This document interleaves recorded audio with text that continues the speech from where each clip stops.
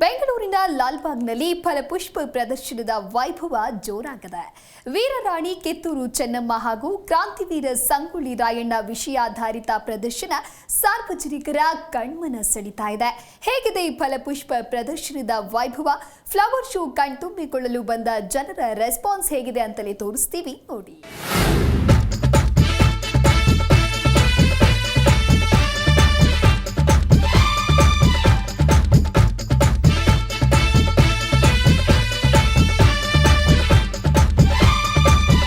ಇನ್ನೂರ 18ನೇ ಫಲಪುಷ್ಪ ಪ್ರದರ್ಶನ ಇಂದಿನಿಂದ ಫ್ಲವರ್ ಶೋಗೆ ಸಿಎಂ ಕೂಡ ಚಾಲನೆ ಕೊಟ್ಟಿರುವಂತದ್ದು. ಸದ್ಯ ನಾನೀಗ ಲಾಲ್ಬಾಗ್ ಅಲ್ಲಿ ಇರುವಂತದ್ದು. ನೀವು ಈಗಾಗಲೇ ದೃಶ್ಯದಲ್ಲಿ ಕೂಡ ನೋಡ್ತಾ ಇರಬಹುದು. ಲಾಲ್ಬಾಗ್ ಫ್ಲವರ್ ಶೋ ಅಂದ್ರೆ ಎಲ್ಲರೂ ಕೂಡ ಬಹಳಷ್ಟು ಕಣ್ತುಂಬಿಕೊಳ್ಳುವಂತಹ ಕ್ಷಣ ಅಂತಾನೆ ಹೇಳ್ಬೋದು. ಅದರಲ್ಲಿ ಕೂಡ 218ನೇ ಫಲಪುಷ್ಪ ಪ್ರದರ್ಶನವನ್ನ ಲಾಲ್ಬಾಗ್ ಅಲ್ಲಿ ಮಾಡ್ತಾ ಇರುವಂತದ್ದು. ಸೊ ಈಗಾಗಲೇ ನೀವು ದೃಶ್ಯದಲ್ಲಿ ಕೂಡ ನೋಡ್ತಾ ಇರಬಹುದು. ಸ್ವಾತಂತ್ರ್ಯ ದಿನಾಚರಣೆ ಹಿನ್ನೆಲೆ ಬೆಂಗಳೂರಿನ ಲಾಲ್ಬಾಗ್ ನಲ್ಲಿ ಇಂದಿನಿಂದ 12 ದಿನಗಳ ಕಾಲ ಈ ಫಲಪುಷ್ಪ ಪ್ರದರ್ಶನ ಕೂಡ ನಡೆಯಲಿದೆ. ಸೊ ವಿಶೇಷವಾಗಿ ಪ್ರತಿ ಬಾರಿ ಕೂಡ ಒಂದೊಂದು ಥೀಮ್ ಅನ್ನ ಇಟ್ಕೊಂಡು ಫಲಪುಷ್ಪ ಪ್ರದರ್ಶನವನ್ನ ಕೂಡ ಮಾಡುವಂತದ್ದು. ಈ ಬಾರಿ ಕಿತ್ತೂರು ರಾಣಿ ಚೆನ್ನಮ್ಮ ಹಾಗೆ ಸಂಗೊಳ್ಳಿ ರಾಯಣ್ಣರ ವೀರಗಾಥೆ ಅನಾವರಣಗೊಳಿಸಿರುವಂತದ್ದು.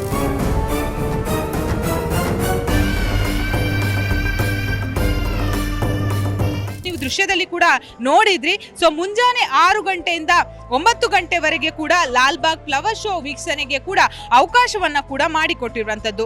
ಗಾಜಿನ ಮನೆಯ ಪ್ರವೇಶ ರಾತ್ರಿ 7 ಗಂಟೆವರೆಗೆ ಮಾತ್ರ ಇರುತ್ತೆ. ವಾರಾಂತ್ಯದಲ್ಲಿ ಇದಕ್ಕೆ ಒಂದು ಚಾರ್ಜ್ ಕೂಡ ಇರುತ್ತೆ, 100 ರೂಪಾಯಿ. ಹಾಗೇನೆ 12 ವರ್ಷ ಮೇಲ್ಪಟ್ಟ ವಿದ್ಯಾರ್ಥಿಗಳಿಗೆ 30 ರೂಪಾಯಿ ಶುಲ್ಕವಿರುವಂತದ್ದು. ಅಷ್ಟು ಮಾತ್ರವಲ್ಲದೆ ಸಮವಸ್ತ್ರ ಹಾಕಿಕೊಂಡು ಬಂದ ವಿದ್ಯಾರ್ಥಿಗಳಿಗೆ ಉಚಿತ ಪ್ರವೇಶವನ್ನ ಕೂಡ ಮಾಡಿದ್ದಾರೆ. ಸದ್ಯ ನೀವು ಏನು ದೃಶ್ಯದಲ್ಲಿ ನೋಡ್ತಾ ಇದ್ದೀರಾ, ವೆರೈಟಿ ಹೂಗಳಿಂದ ಕೂಡ ಒಂದು ಡೆಕೋರೇಷನ್ ಅನ್ನ ಕೂಡ ಮಾಡಿರುವಂತದ್ದು. ಕರುನಾಡೆ ಎದೆ ಹಾಸಿದೆ ನೋಡೆ ಹೂಗಳೇ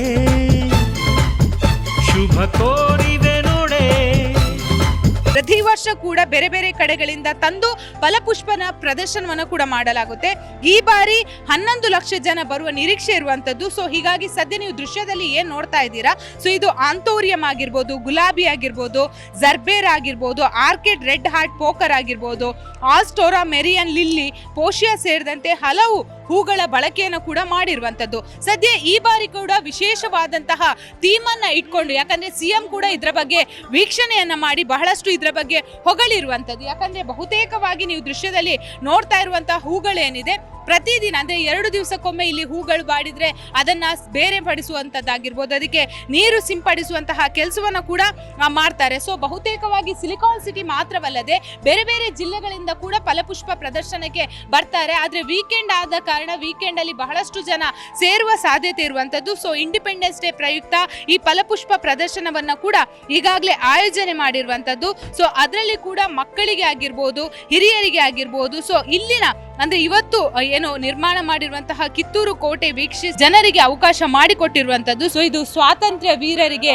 ಪುಷ್ಪ ನಮನ ಸಲ್ಲಿಸುವ ರೀತಿಯಾಗಿದೆ.